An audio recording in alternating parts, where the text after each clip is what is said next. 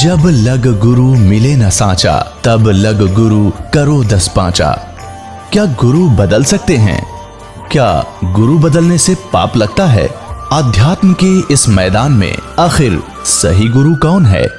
गीता जी में वर्णित तत्वदर्शी संत कौन है? इन सभी प्रश्नों के उत्तर जानने के लिए अवश्य सुनिए जगत गुरु तत्वदर्शी संत रामपाल जी महाराज के मंगल प्रवचन। बोलो सतगुरुदेव की जय। बंदी छोड़ कबीर परमेश्वर जी की जय। बंदी छोड़ गरीबदास जी महाराज जी की जय। स्वामी रामदेवानंद जी गुरु महाराज जी की जय।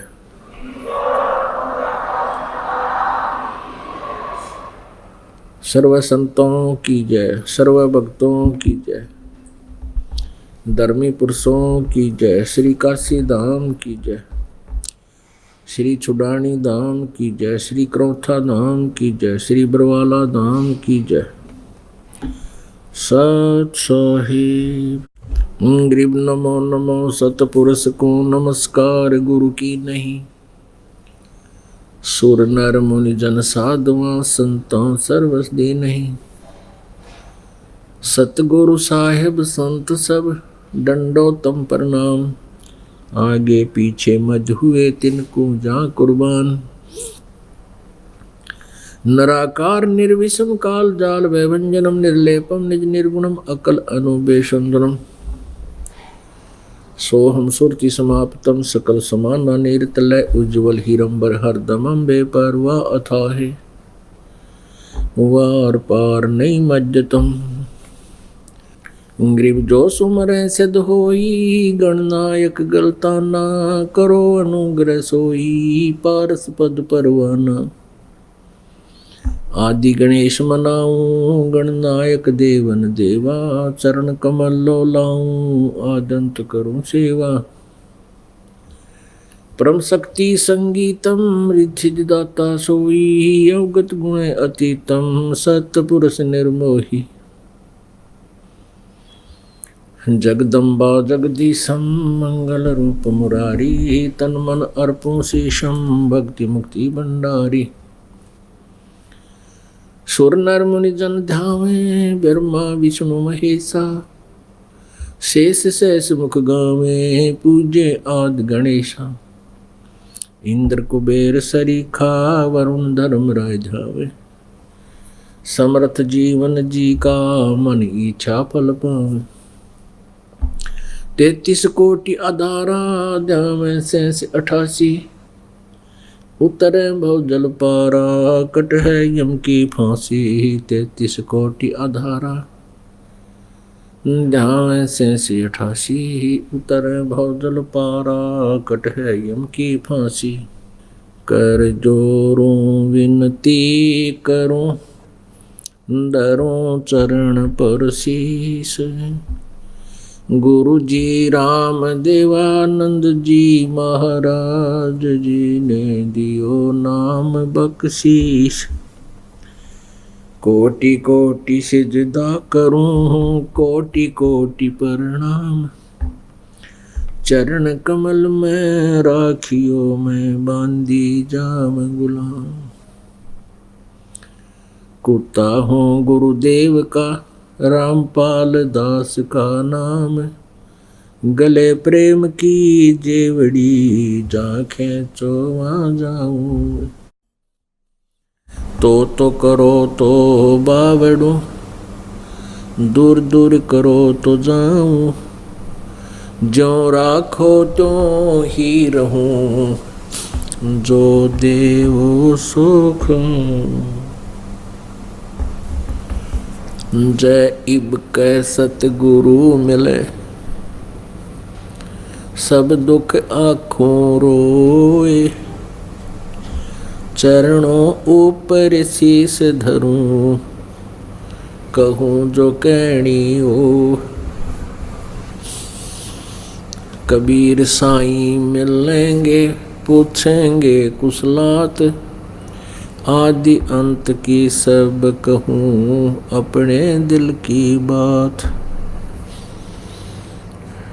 गुरु जी तुम ना भूलियो चाहे लाख लोग मिल जाही, हमसे तुमको बहुत है, तुमसे हमको नहीं।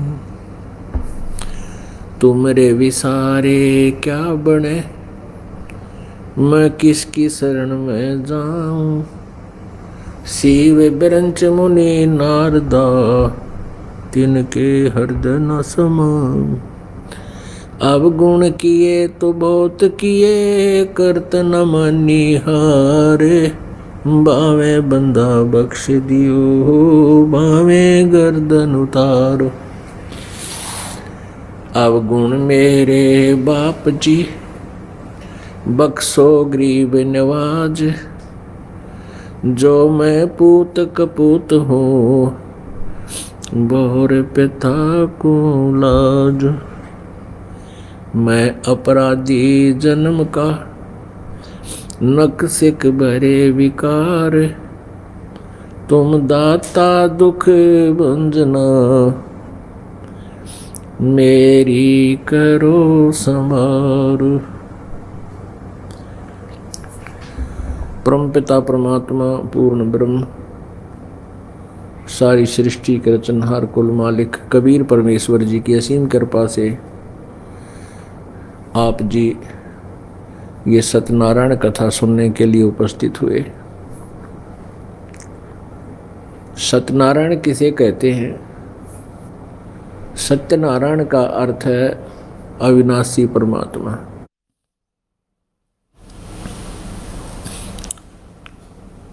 तो अभी तक हमें यही नहीं मालूम था कि सत्यनारायण है कौन, अविनाशी परमात्मा कौन है, और किससे हमारे संकट निवारण होंगे। कौन हमारे भाग्य की रेखा को चेंज कर सकता है, परिवर्तित कर सकता है। अभी तक हमें उस परमेश्वर के बारे में ज्ञान नहीं था। हमारे सद्ग्रंथ उस परमेश्वर की महिमा से परिपूर्ण हैं। वो सभी सद्ग्रंथ एक ऐसी लैंग्वेज में थे जो जन साधारण नहीं समझ सका था। वो लैंग्वेज थी संस्कृत, और संस्कृत भाषा के पढ़ने का एक ही वर्ण को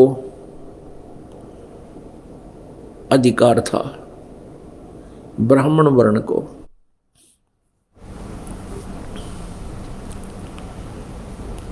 पुण्यात्मा, संस्कृत एक लैंग्वेज है, एक भाषा है। आध्यात्मिक ज्ञान चाहे वो कैसी ही भाषा में विद्यमान हो, उसको समझना अलग वस्तु है। कहते हैं गुरु बिन काहू न पाया ज्ञाना, ज्यों थोथा बुछड़े किसाना। गुरु बिन वेद पढ़े जो प्राणी, और समझे नहीं सार रहे अज्ञानी। पवित्र चारों वेद बहुत पुरातन ग्रंथ है। ये संस्कृत भाषा के अंदर लिपिबद्ध हैं। अब उनका अनुवाद कुछ एक संस्कृत भाषा के जानने वालों ने किया है, लेकिन वो आध्यात्मिक ज्ञान से, तत्व ज्ञान से अपरिचित थे, जिस कारण से वो यथार्थ अनुवाद नहीं कर सके। फिर भी बहुत सा मिलता जुलता अनुवाद किया गया है। घना नहीं तो 20% उन्होंने ठीक सा 20% अनुवाद जो है वो भी लगभग ठीक किया है। अब वो तत्वज्ञान जो पवित्र वेदों में, पवित्र पुराणों में, पवित्र श्रीमद् भगवत गीता जी के अंदर विद्यमान है, वही परमेश्वर कबीर देव जी ने अपने सच्चिदानंद घन ब्रह्म की वाणी में, कबीर वाणी में लगभग 600 वर्ष पूर्व बोला था, उच्चारण किया था अपने श्री मुख से। और जिसको आदरणीय धर्मदास जी, जो उनके बहुत उन वरिष्ठ वरणीय पुरुष में से अच्छी आत्माओं में से एक थे जिनको भगवान आकर मिलते हैं। ऋग्वेद मंडल नंबर 9 सूक्त नंबर 86 मंत्र नंबर 26 और 27 में, ऋग्वेद मंडल नंबर 9 सूक्त नंबर 82 मंत्र 1, 2, 3 में, ऋग्वेद मंडल नंबर 9 सूक्त नंबर 96 16 से लेकर 20 मंत्र तक, ऋग्वेद मंडल नंबर 9 सूक्त नंबर 97 के 56 और 57 मंत्र में, और भी अनेकों स्थानों पर अनेकों मंत्रों में पवित्र वेदों में ये स्पष्ट किया गया है कि वो परमेश्वर, वो पूर्ण परमात्मा जो पूर्ण मोक्षदायक है, सर्व सृष्टि का रचनहार है, वो ऊपर सतलोक में रहता है। वो तीसरे मुक्ति धाम में रहता है, और ऊपर के और 3 लोक और हैं, उनमें भी वही विद्यमान रहता है। वो एक से अनेक रूप धारण करता है। वो अपने उस तीसरे मुक्ति धाम से चलकर आता है, गति करके आता है, और श्रेष्ठ आत्मा, अच्छी आत्मा को वो प्राप्त होता है, मिलता है। फिर उनको आध्यात्मिक ज्ञान प्रदान करता है। आध्यात्मिक ज्ञान प्रदान करने के उद्देश्य से ही परमात्मा सतलोक से गति करके यहाँ इस काल के लोक में, पृथ्वी लोक पर वो प्रकट होते। परमात्मा सशरीर है। परमेश्वर एक रूप में असंख्य ब्रह्मांडों के कुल मालिक के रूप में आके लोक के अंदर और ऑल कंट्रोलर के सिंहासन पर, कुल के मालिक के सिंहासन पर विराजमान है, और मनुष्य सदृश उनका आकार है। हमरे ही हुनियार है, हमारा सृजनहार, हमारी सब की उत्पत्ति करने वाला, सभी लोकों के रचने वाला वो परमात्मा मनुष्य सदृश है, हमारे ही समान है।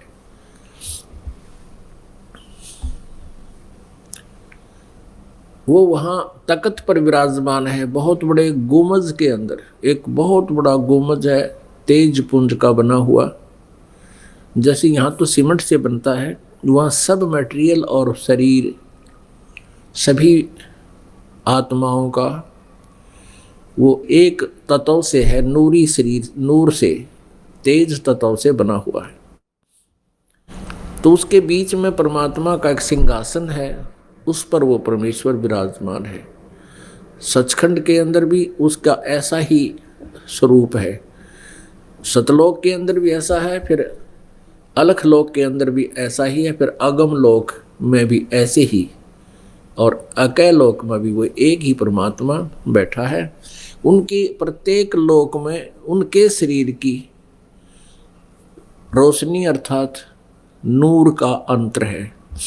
सचखंड में, सतलोक में परमात्मा सहशरीर है, मनुष्य सदृश है। वहाँ उनके एक रोमकूप में इतनी रोशनी है, करोड़ सूर्य, करोड़ चंद्रमा की मिली जुली रोशनी भी उस परमात्मा के एक रोमकूप के तेज के सामने फीकी रहे। वो परमात्मा यदि उस शरीर युक्त यहाँ एज इट इज आ जावे तो हमारी सब की आंखें उल्लू की तरह बंद हो जाएं, जैसे उल्लू सूर्य को देख नहीं सकता। इसलिए वो परमात्मा अपना हल्का तेज पुंज का रूप बना के और वहां से गति करके यहां प्रकट होता है।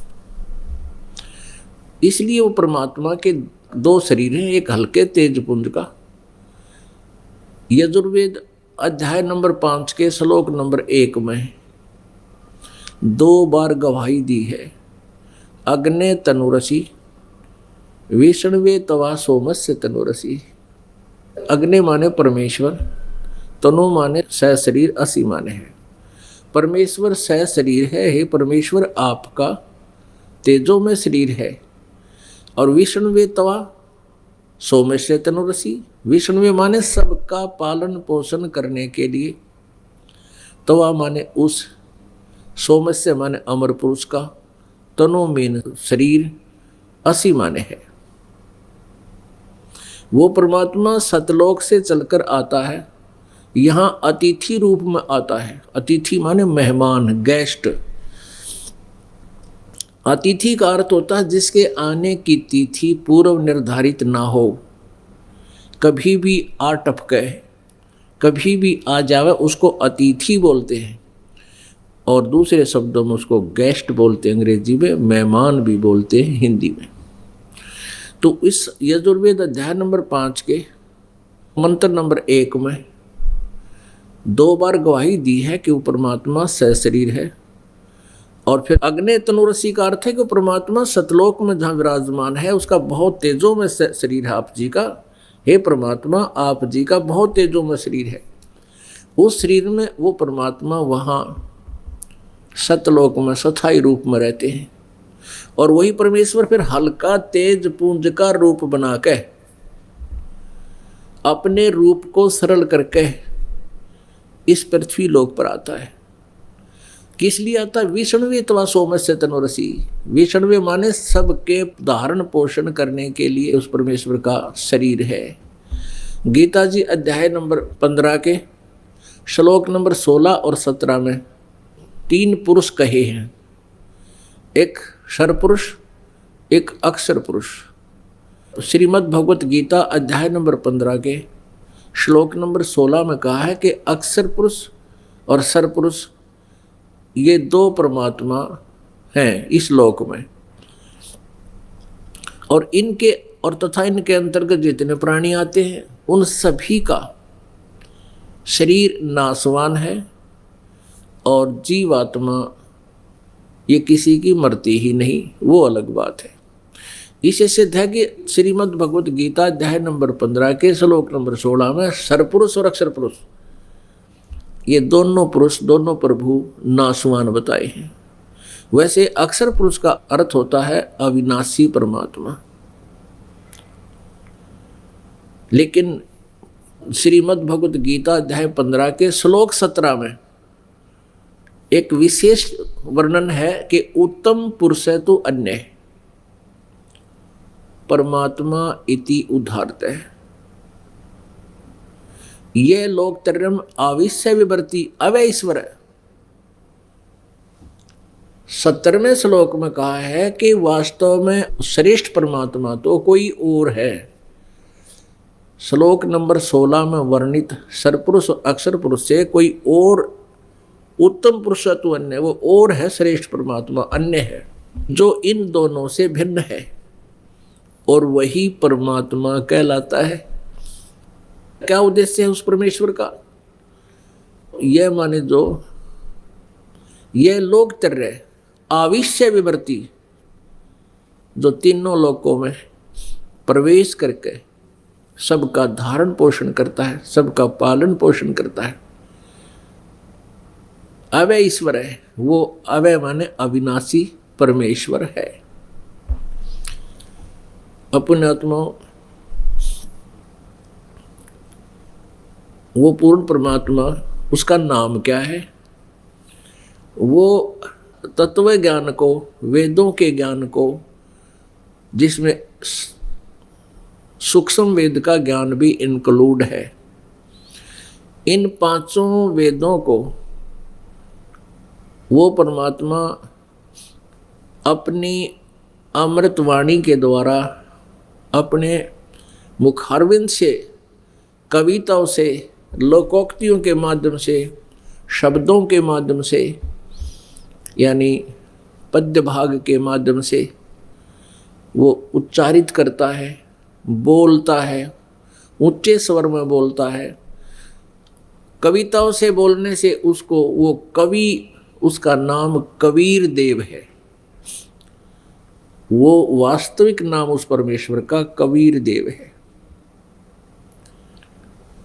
हम उसको देव माने साहब कहो, राम कहो, परमेश्वर कहो, हम उसे कबीर देव कहने लगे, कबीर साहब कहने लगे, कबीर। हम वै को बै बोलते हैं, जैसे वेदों को अपनी लोकल लैंग्वेज में हम वेद कहते हैं, वेद।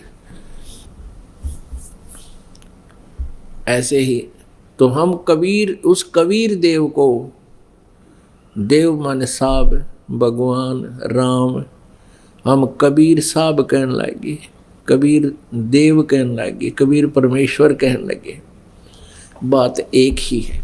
तो वो परमात्मा कबीर देव है, वो कबीर साहब है जो अंगारी असी, कबीर अंगारी असी, बम्बारी असी, सवर ज्योति रत धामा असी। वो परमात्मा बंदी छोड़ है। यजुर्वेद अध्याय नंबर 5 के मंत्र नंबर 32 में कहा कि कबीर बम्बारी असी, उसमें कबीर लिखा है, हम कबीर बोलते हैं। कबीर अंगारी असी, अंगारी माने अग माने पाप, अरि माने शत्रु, पापों का शत्रु। बम्बारी माने बम्ब माने बंधन, अरि माने शत्रु, बंधनों का शत्रु। वो बंदी छोड़ है, हम उसे बंदी छोड़ कहते हैं, जो बंद से छुड़वा दे। वो बंद को काटने वाला, बंद से छुटवाने वाला, कर्मों के बंधन से छुटवाने वाला, पाप कर्मों का नाश करने वाला।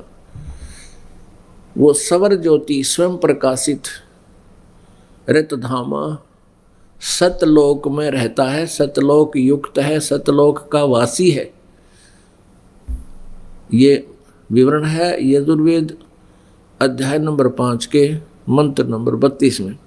यजुर्वेद अध्याय नंबर 5 के मंत्र नंबर 1 में 2 बार परमेश्वर सहस्री लिखा है। अग्ने तनुरसी, इसका तात्पर्य है कि हे परमात्मा, आप जो तीसरे मुक्ति धाम में स्थिर हो, रहते हो, आपका तेजो में शरीर है। विष्णुवे तवा सोमे से तनुरसी, सबका धारण पोषण करने के लिए, सबका पालन पोषण करने के लिए श्रीमद् भगवत गीता अध्याय नंबर 15 के श्लोक 17 के अनुसार सबका धारण पोषण करने के लिए तवा माने उस, सोमस्य माने अमर पुरुष का, उस सत्य पुरुष का, उस सत्यनारायण का, उस अविनाशी परमेश्वर का शरीर है।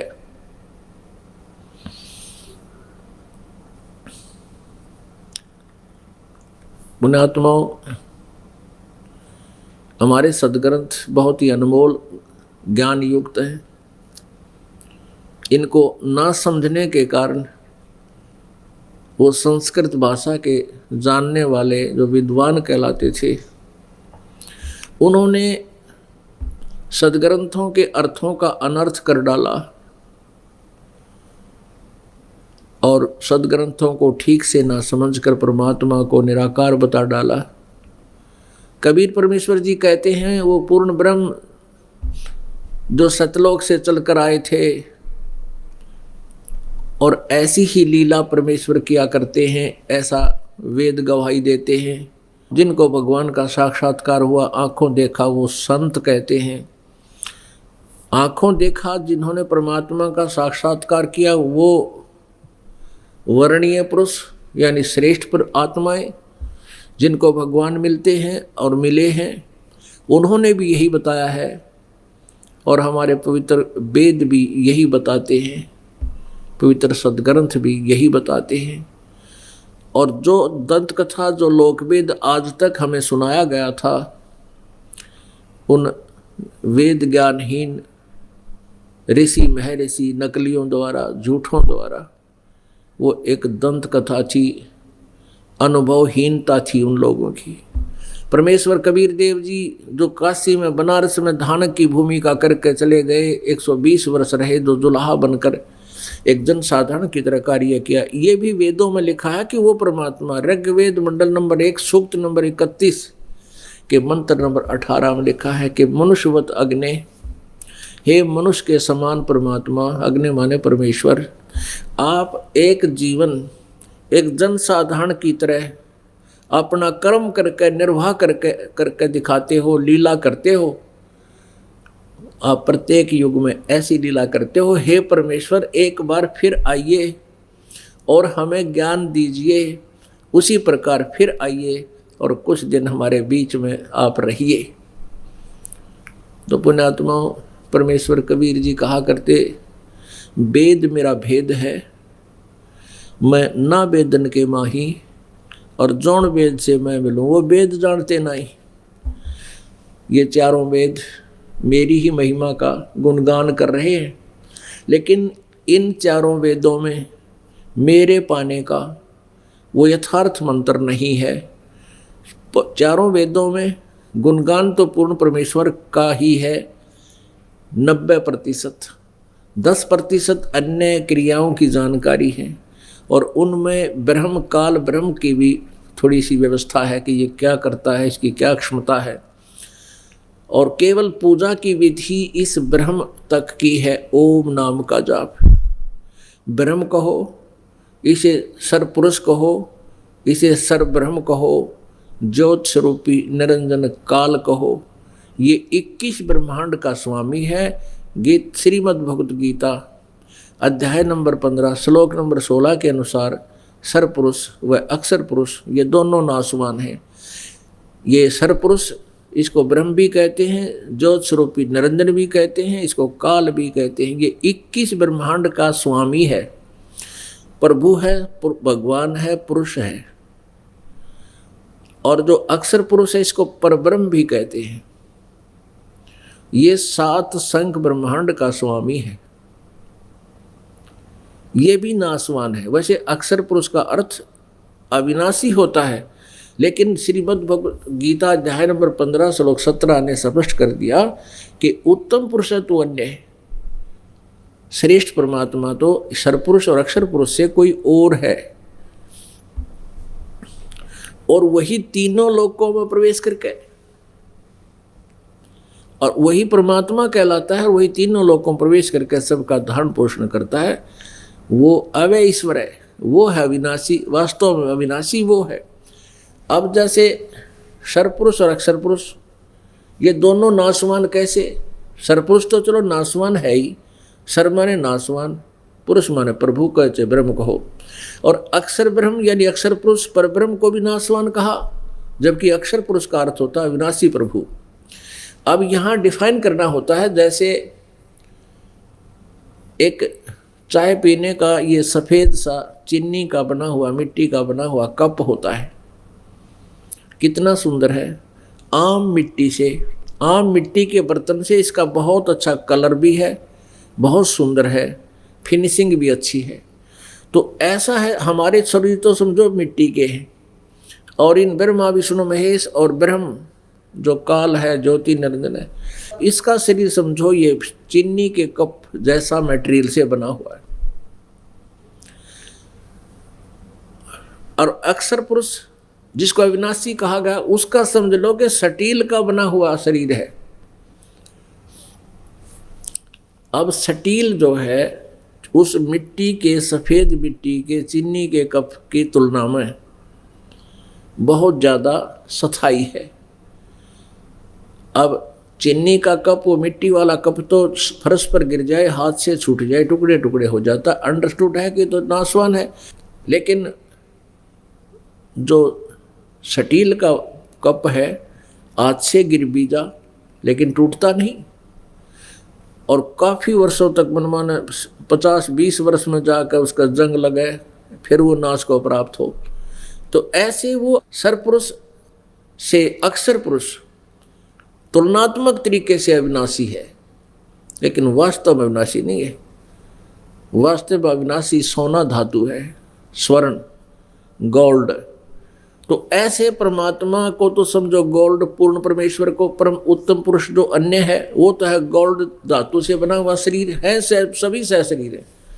अब इनकी एज फैक्टर बताते हैं, इनकी आयु कितनी है और किस प्रकार इनको अविनाशी सत्यनारायण कहा गया गलती से, लेकिन वास्तव में सत्यनारायण तो एक ही है। अब जैसे एक मानव शरीर, मानव की आयु 100 वर्ष लगभग है,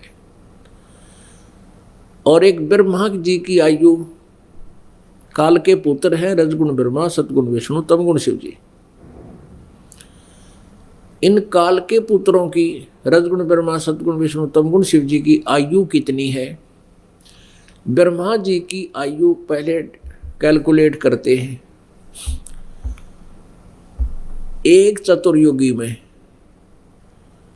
सतयुग, त्रेता, द्वापर और कलयुग, ये 4 युग होते हैं। इनके कुल वर्षों का जोड़ 43,20,000 होता है। 43,20,000 वर्ष। ऐसी 1,000 चतुर्युग का ब्रह्मा जी का दिन और इतनी ही रात्रि। अब अंदाजा लगाइए पुण्यात्माओं, इतना ही दिन और इतनी ही रात्रि, और ऐसे बने हुए 30 दिन रात का महीना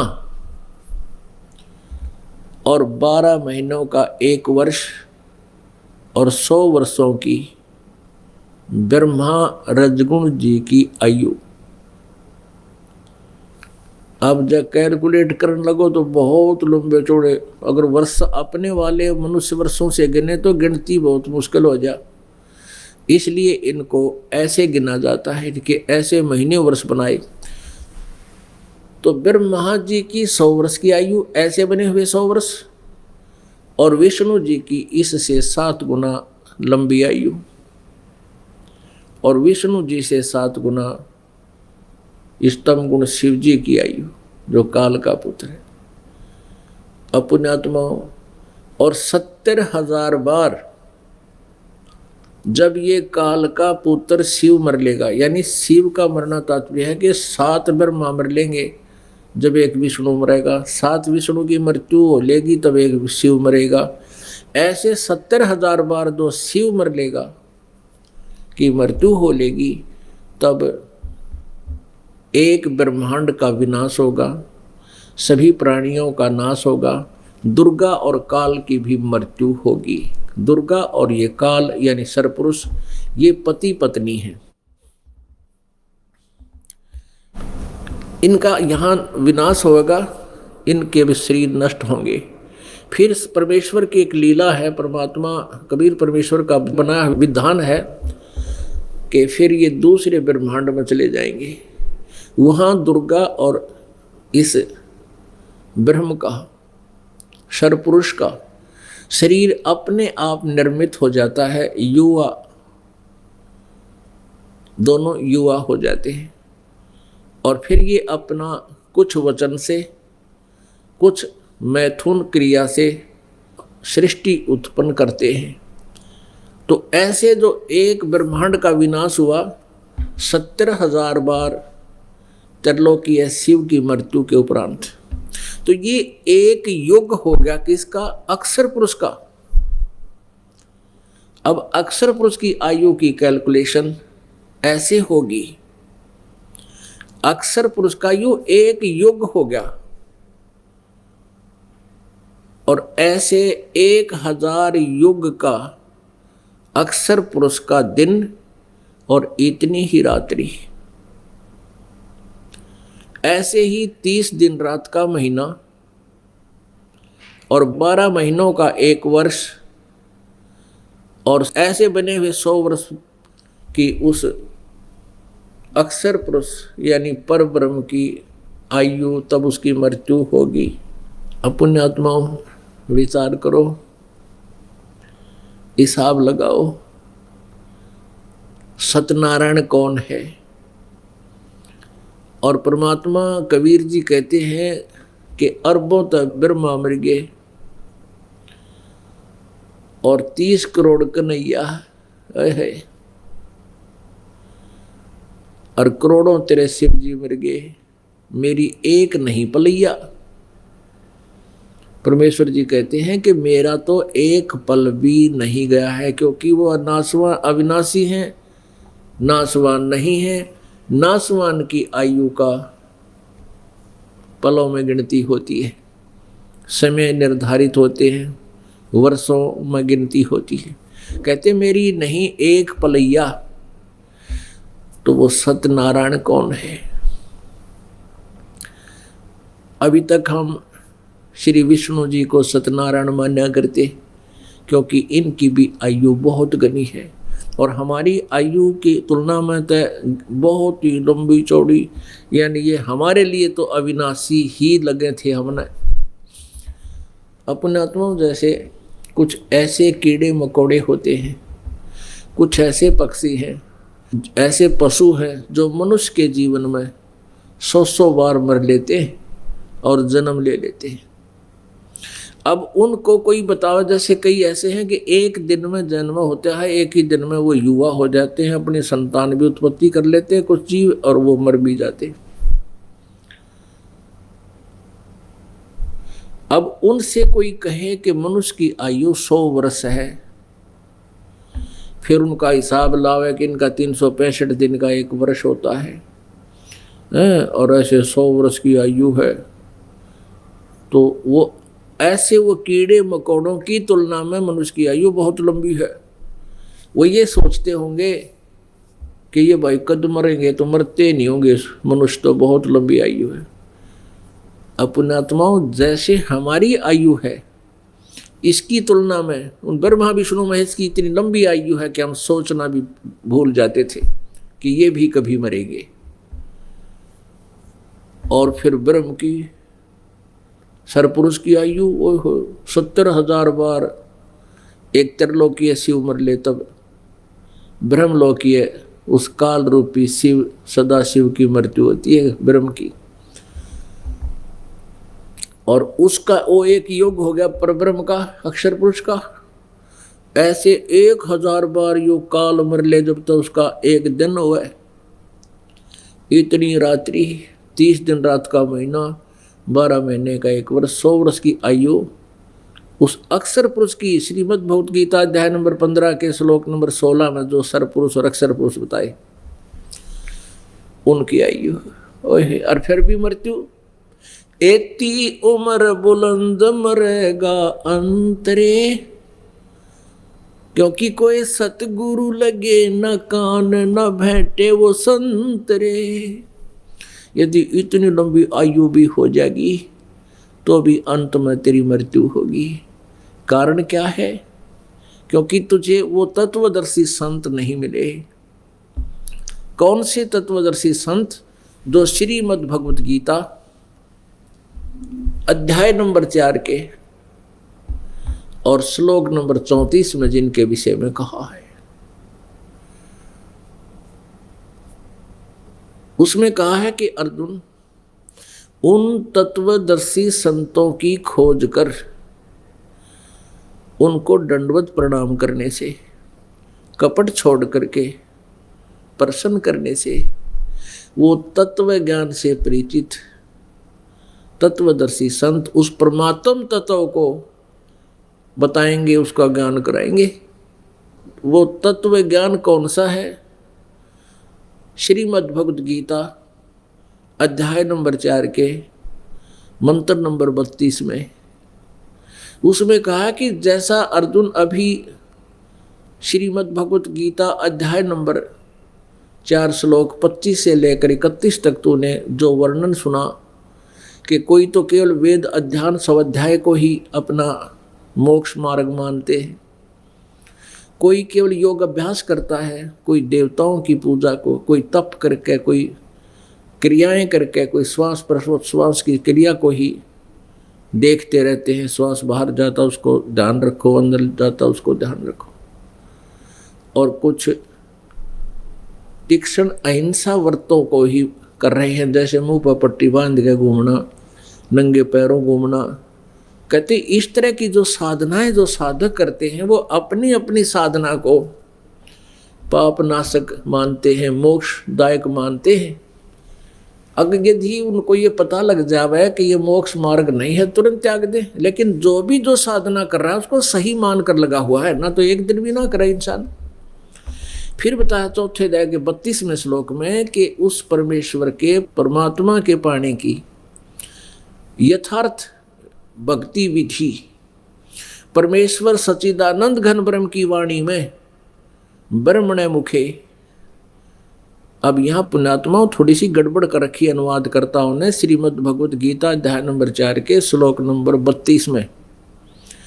यहाँ ब्रह्मण्य मुखे का अर्थ उन्होंने गलत अनुवाद ये कर दिया कि ब्रह्मण्य मुखे का अर्थ कर दिया वेद की वाणी में।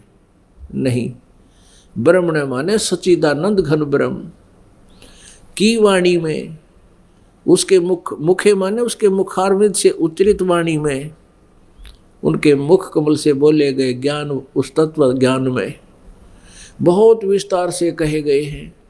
और उस तत्व ज्ञान को जानने के बाद तू सब कर्मों के बंधन से पूर्ण मोक्ष प्राप्त करेगा, उनसे मुक्त हो जाएगा। और उस ज्ञान को चौथा अध्याय के 34वें श्लोक में कहा कि उस ज्ञान को तू तत्वदर्शी संतों के पास जाकर समझ। तो उनको विनम्र भाव से प्रार्थना करना चाहिए, क्योंकि ये अनमोल मार्ग प्राप्त करना होता है। इसमें कोई आकड़ पाड़ का बोल रहा है तो कोई ना बतावे। आप किसी पड़ोसी से कोई वस्तु मांगने जाते हो तो उसके साथ भी बहुत प्यार से बोलते हो, भूमिका बनाते हो, बच्चे ठीक हैं, क्या करते हैं, फिर बाद में प्रार्थना करते हो कि मुझे ऐसे वस्तु की आवश्यकता है, उधारी मांगते हो कुछ समय के लिए, वो तब देता है। तो आप यदि जाति कहो कि अपना टेलीविज़न देना, क्या हमने ऐसे ऐसे करना है, तो आपके बोलने के व्यवहार से वो समझ जाएगा कि वो आदमी ठीक नहीं है, और फिर वो देगा नहीं, कह देगा हमारा तो खराब हो रहा है। और यदि आप विनम्र भाव से भूमिका बनाकर बैठोगे, बतलाओगे और ठीक हो, बच्चे ठीक है, फिर कहोगे जी एक कुछ समय के लिए टेलीविज़न चाहिए था, तो वो ना होगा ना, खराब होगा। और पड़ोसी का ला के दे दे मन आपको, अपना तो छोड़, अपना होता ठीक तुरंत दे। तो पुण्यात्मा हमने कल्याण मार्ग पूछना होता है संत से, तो बहुत प्यार से आधिन्य से विनम्र भाव से प्रार्थना करें। और तत्वदर्शी संत जो ज्ञान देता है उसमें आपके उस खचड़ा ज्ञान में बहुत अंतर होता है, और आप जी को वो यथार्थ ज्ञान भी कुछ समय के लिए ऊट पटांग लगता है, क्योंकि आपने स्वयं ऊट पटांग ज्ञान ठोक रखा है, अंदर भर रखा है। तो बेसिक आपके मन में शंकाएं उत्पन्न होती रहें, पर वो ज्ञान सुनते ही रहना चाहिए। और कुछ दिनों के बाद आपके ज्ञान का आपको ही पता चल जाएगा वो कैसा था। तो ऐसे कहते हैं उस तत्वदर्शी संतों के पास जाकर के विनम्र भाव से उस परमेश्वर के तत्व ज्ञान को समझ। एक तो इससे ये कंसेप्ट क्लियर हो गया कि गीता ज्ञानदाता उस परमेश्वर के उस सच्चिदानंद घन ब्रह्म की वाणी से परिचित नहीं है, तो वो ज्ञान वेदों और गीता से बाहर का है, जो श्रीमद् भगवत गीता और वेदों में नहीं वर्णित है। यदि वेदों और गीता में वर्णित होता तो ये कहने की आवश्यकता ही नहीं पड़ती कि तत्वदर्शी संत बतावेंगे उन तो सुनो। पवित्र यजुर्वेद अध्याय नंबर 40 के मंत्र नंबर 10 से लेकर 13 में एक स्पष्ट प्रकरण दिया है, कंसेप्ट क्लियर किया है। वेद ज्ञान ब्रह्म बोल रहा है, ब्रह्म दे रहा है, और परम अक्षर ब्रह्म के बारे में बता रहा है कि उस परमेश्वर के बारे में कोई तो कहता है वो संभवात माने जन्म लेने वाला, यानी मनुष्य की माँ के गर्भ से नाम जन्म लेकर आता है, प्रकट होता है, साकार होता है। और कोई कहता असंभवात, यानी उसका जन्म नहीं होता, वो निराकार है। कहते हैं साकार और निराकार का निर्णय परमात्मा कैसा है वो बताएगा तत्वदर्शी संत धीराणाम। वो तत्वदर्शी संत बताएंगे, उनसे जाकर सुनो।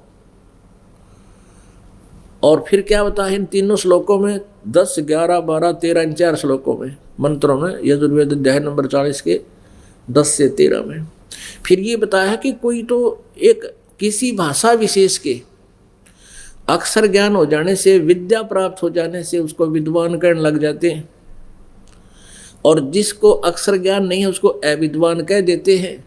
विद्वान और अविद्वान को भी वो तत्वदर्शी संत बताएंगे। विद्वान कौन है और अविद्वान कौन होता है, उनसे पूछो। तो इससे सिद्ध है कि पवित्र वेद और पवित्र गीता, श्रीमद् भगवत गीता, ये दोनों एक जैसा ही ज्ञान रखते हैं, क्योंकि श्रीमद् भगवत गीता इन चारों पवित्र वेदों का सारांश है।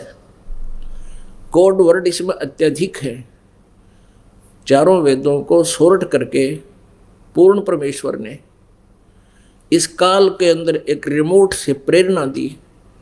महाभारत के युद्ध में श्री कृष्ण में प्रवेश करके इस काल ने ये श्रीमद् भगवत गीता का पवित्र ज्ञान बोलना पड़ा। ना युद्ध में और शास्त्र पढ़ने का के तो वहाँ तो हथियार संभाला कर, कौन सा कारगर है, कौन सा ठावर, कौन सा धरा। तो वहाँ परमेश्वर ने ऐसा समय देखा, कबीर परमेश्वर ने काल से अपने प्रेशर से ये सारा कुछ उगलवा दिया। ना कोई कहा करे मैं काल हूँ, कसाई भी ना कहो मैं कसाई हूँ, डाकू भी ना कहो मैं डाकू हूँ, वो भी शर्माया करे। तो इससे कहा दिया 11वें अध्याय के 32वें श्लोक में कि मैं काल हूँ और सबको खाने के लिए आया हूँ, और मेरा ओम नाम है। श्रीमद् भगवत गीता अध्याय नंबर 8 के मंत्र नंबर 13 में ओम इति एकाक्षरम ब्रह्म व्यवहारन मां मनुसमरण यह प्रयाति तजन देहम स याति परमाम गतिम। गीता ज्ञान दाता ये काल बोल रहा श्री कृष्ण में प्रवेश करके कि मुझ ब्रह्म का केवल एक ओम अक्षर है, नथिंग एल्स, और कोई भी मेरा मंत्र पूजा का नहीं है। और ये प्रयाति तजन देहम, जो शरीर छोड़ते समय इसका नाम स्मरण करता हुआ जाता है ओम नाम का, स याति परमाम गतिम, वह ओम नाम से मिलने वाली जो लाभ है, गति है, वो मेरी परम गति उसको प्राप्त होता है। और साथ में इसने ये भी बोल दिया 17वें अध्याय के श्रीमद् भगवत गीता अध्याय नंबर 17 के श्लोक नंबर 23 में स्पष्ट कर दिया कि ओम तत्सत इति निर्देश ब्रह्मणे त्रिविध समर्थ है। ब्रह्मणे माने सच्चिदानंद घन ब्रह्म का, यानी उस परम अक्षर ब्रह्म का, उसको पाने का ओम और तत् और सत, ये 3 प्रकार का मंत्र है। इसी के जाप करने का निर्देश है, सिमरने का निर्देश है। ये 3 विधि से सिमरन होता है, इसका 3 विधि से। अपने आत्मा थोड़ा सा आपको दिखाते हैं सदग्रंथ, तब हम समझ सकेंगे, परमात्मा को पहचान पाएंगे। आज परमेश्वर ने पूरे विश्व में मानव समाज को शिक्षित करवाया है। पुण्यात्मा लाखों वर्ष बीत गए, मनुष्य को केवल अपने रोजी रोटी तक ही सीमित रखा इस काल ने। कोई भक्ति करना चाहता है तो ब्रह्मा विष्णु महेश की या मंदिर मस्जिद गुरुद्वारों में जाओ और अपना मत्था टेको, कर्म बिगाड़ो और मृत्यु को प्राप्त हो जाओ, जन्म खराब करके जाते रहो। और पहले शिक्षा नहीं थी। आप इतिहास उठा कर देख लो पीछे, अगर कभी किसी युग में शिक्षा रही है तो केवल एक वर्ग, एक ही वर्ण, ब्राह्मण वर्ण ही इन शिक्षा का अधिकारी रहा है। और वो फिर अपना जो सदग्रंथों को उन्होंने समझा उसके आधार से आगे प्रचार करते थे। अन्य जनता अपनी रोजी रोटी में लगी रहती थी। और ऋषि महर्षि उनको जा जाकर सत्संग सुनाया करते थे, वचन सुनाया करते थे, परमात्मा की महिमा बताया करते थे। उनसे सुनकर जैसा भी उनसे ज्ञान हुआ, आम व्यक्ति केवल भक्ति अवश्य करता था, लेकिन अक्षर ज्ञान नहीं था। जिस कारण से आज तक ये अनमोल खजाना हमारे सदग्रंथों में रखा हुआ हमें हाथ नहीं लगा। जो संस्कृत पढ़ने वाले थे उनको आध्यात्मिक ज्ञान नहीं था, वो तत्व ज्ञान नहीं था, सच्चिदानंद घन ब्रह्म की वाणी का ज्ञान नहीं था, उस सच्चिदानंद घन ब्रह्म की वाणी का ज्ञान नहीं था, जो जिसके विषय में श्रीमद् भगवत गीता अध्याय नंबर 4 के श्लोक नंबर 32 में कहा है कि बहुत विस्तार से और बहुत अच्छे प्रकार से बहुत से यज्ञ यानी धार्मिक अनुष्ठानों की विधि उस सच्चिदानंद घन ब्रह्म की वाणी में वर्णित है, और उसको जानने से तू फिर सदा के लिए कर्म बंधन से मुक्त हो जाएगा। और वो ज्ञान तत्वदर्शी संत बताएंगे चौथे अध्याय के 34वें श्लोक में। फिर उस तत्वदर्शी संत की पहचान बता दी 15वें अध्याय के प्रथम श्लोक में, कि जो उल्टे लटके हुए संसार रूपी वृक्ष के सब विभाग बता देगा। तना कौन भगवान है, डार कौन भगवान है, शाखा कौन है, जड़ कौन है, सवेदवित वो तत्वदर्शी संत है, वह वेद के तात्पर्य को जानने वाला है।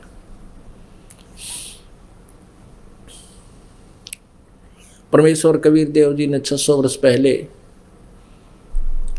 ये अपनी रचना का आप ही ज्ञान दिया था। अक्षर पुरुष एक पेड़ है और सर पुरुष उसकी डार और तीनों देवा शाखा हैं, ये पात रूप संसार। और परम अक्षर ब्रह्म वो जड़ है, वो मूल है, जो वृक्ष बाहर दिखाई देता है उससे जो ना दिखाई देता उसका पार्ट प्रोक्ष है, जो गुप्त है वो मूल है, जमीन के अंदर है। तो परमेश्वर ने अपने महिमा आप पर बताई। अक्षर पुरुष एक पेड़ है, जो जमीन से बाहर जो तना दिखाई देता है वो तना तो समझो अक्षर पुरुष है। श्रीमद् भगवत गीता अध्याय नंबर 15 के श्लोक 16 में और 17 का जो वर्णन है वो बताते हैं। और सरपुरुष वा की डार, जिसे ज्योति निरंजन भी कहते हैं, एक वृक्ष के पेड़ के आगे चल के डार बन जाती है, डार मोटी मोटे डाले, और फिर उसके शाखा फूटती है। ऐसे वो तीनों देवा शाखा हैं और पात रूप संसार। एक बार देखिए इस संसार रूपी वृक्ष के चित्र को। ये है उल्टा लटका हुआ संसार रूपी एक वृक्ष, एक पेड़। इसमें ये ऊपर को जड़ है, ऊर्ध्व मूलम अधः शाखम। श्रीमद् भगवत गीता अध्याय नंबर 15 के श्लोक नंबर 1 में सिर्फ इतना ही वर्णन किया कि ऊपर को जड़ और नीचे को तीनों गुण, रजगुण ब्रह्मा, सतगुण विष्णु, तपगुण शिव जी रूपी शाखा वाला। ऊपर को जड़ तो है देव परम पुरुष यानी परम अक्षर ब्रह्म पूर्ण परमात्मा, तो उसकी जड़ है संसार रूपी वृक्ष की। और बस इतना ही भेद दिया है गीता जी में, ऊर्ध्व मूलम और अधः शाखम। बस ऊपर को जड़ वाला, नीचे को शाखा वाला, तेरे तीनों गुण रूपी शाखा वाला संसार रूपी वृक्ष है। और जो संत इसके सभी विभाग बता देगा, छंदासी यस्य प्रणानी ये तम वेद स वेदवित, जो उसके सभी भागों को, छंद माने अलग अलग टुकड़ों को, जो बता देगा स वेदवित, वो तत्वदर्शी संत है। तो कबीर परमेश्वर जी ने बताया था अक्षर पुरुष एक पेड़ है, क्योंकि जमीन से बाहर जो दिखाई देता है ये पेड़ होता है। तो ये तो अंदर परमात्मा तो प्रोक्ष है, गुप्त है। अक्षर पुरुष एक पेड़ है और सर पुरुष उसकी डार, ये सर पुरुष इस पेड़ के ये ऐसी ऐसी काफी डार होती है, उनमें से एक सर पुरुष ये ब्रह्म वा की डार, और तीनों देवा शाखा है ये पात रूप संसार। सच्चिदानंद घन ब्रह्म यानी कबीर वाणी में आज से 600 वर्ष पहले परमात्मा ने ये ज्ञान दिया था। अक्षर पुरुष एक पेड़ है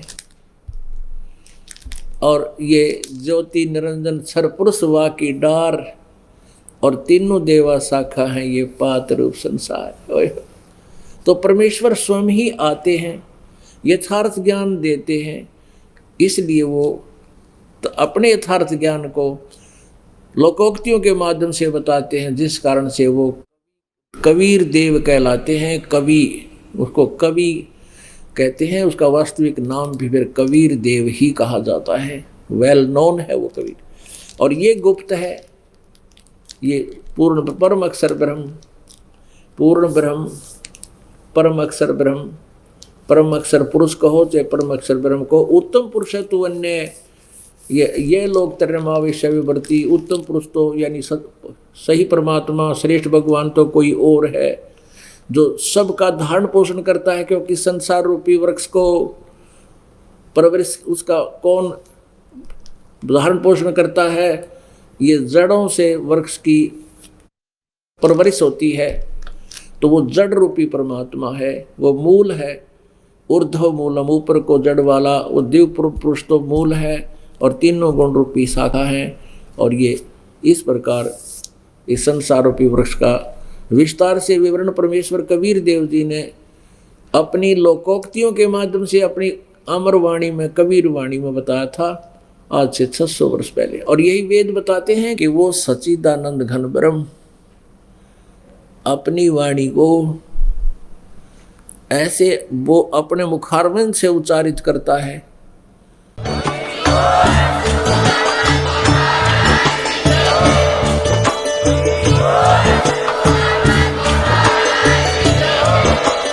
आप सुन रहे थे जगत गुरु तत्वदर्शी संत रामपाल जी महाराज जी के मंगल प्रवचन। अधिक जानकारी के लिए विजिट कीजिए हमारी वेबसाइट www.jagatgururampalji.org। संत रामपाल जी महाराज जी के शुभ आशीर्वाद से पूरे विश्व भर में 500 से भी ज्यादा नाम दीक्षा केंद्र हैं, जिन पर संत रामपाल जी महाराज जी द्वारा ऑनलाइन निशुल्क नाम दीक्षा दी जा रही है। अपने नजदीकी नाम दीक्षा केंद्र का पता करने के लिए संपर्क करें 8222880541।